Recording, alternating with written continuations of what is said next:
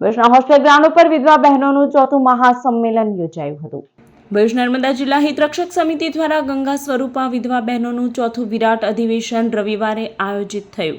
વીર નર્મદ યુનિવર્સિટીના પૂર્વ vice chancellor doctor Ashwin Kapadia દ્વારા દીપ પ્રગટાવી સંમેલનની શરૂઆત કરાઈ હતી। કન્વીનર પૂર્વ મંત્રી ખુમાનસિંહ વાસિયા દ્વારા વિધવા બહેનોને પેન્શન આપવા બદલ આભાર ઠરાવ તેમજ આ પેન્શન અને આવક મર્યાદામાં વધારો કરવા માંગણી ઠરાવ કરાયો હતો। ભરૂચ અને નર્મદા જિલ્લામાંથી વિશાળ સંખ્યામાં ઉપસ્થિત વિધવા બહેનોએ પોતાની સમસ્યા રજૂ કરી હતી। હિતરક્ષક સમિતિ દ્વારા તેનો ઉકેલ લાવવા ખાતરી અપાઈ હતી।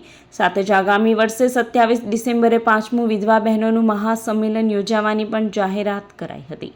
સંમેલનમાં ભરૂચના ધારાસભ્ય રમેશ મિસ્ત્રી, અગ્રણી કનુભાઈ પરમાર, રણજીત ડાભી, જિલ્લા પંચાયત પૂર્વ પ્રમુખ શાંતાબેન પટેલ, પાલિકા પૂર્વ પ્રમુખ ઇન્દિરાબેન રાજ સહિતના મહાનુભાવો જોડાયા હતા। ભરૂચ નર્મદા જિલ્લા હિતરક્ષક સમિતિ દ્વારા વિધવા બહેનોના મહાસંમેલનનો આજે આ ચતુર્થ મહાસંમેલન છે।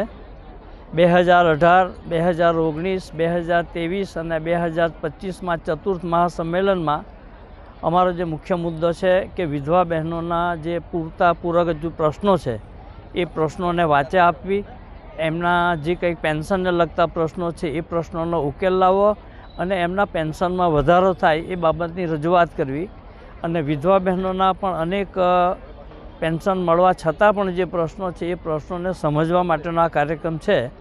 અત્યારે 1 કલાક સુધી જિલ્લામાંથી આવેલા વિવિધ બહેનોને અમે સાંભળ્યા, એ પ્રશ્નોને અમે ઉકેલ લાવવા માટેના અમારા તરફથી પ્રયત્ન કરવામાં આવશે અને આજરોજ અમે જાહેરાત કરીશું કે આવનારા ડિસેમ્બરની 2026માં 27મી ડિસેમ્બરે આવું જ 5મું મહાઅધિવેશનનું આયોજનની અમે જાહેરાત કરીશું।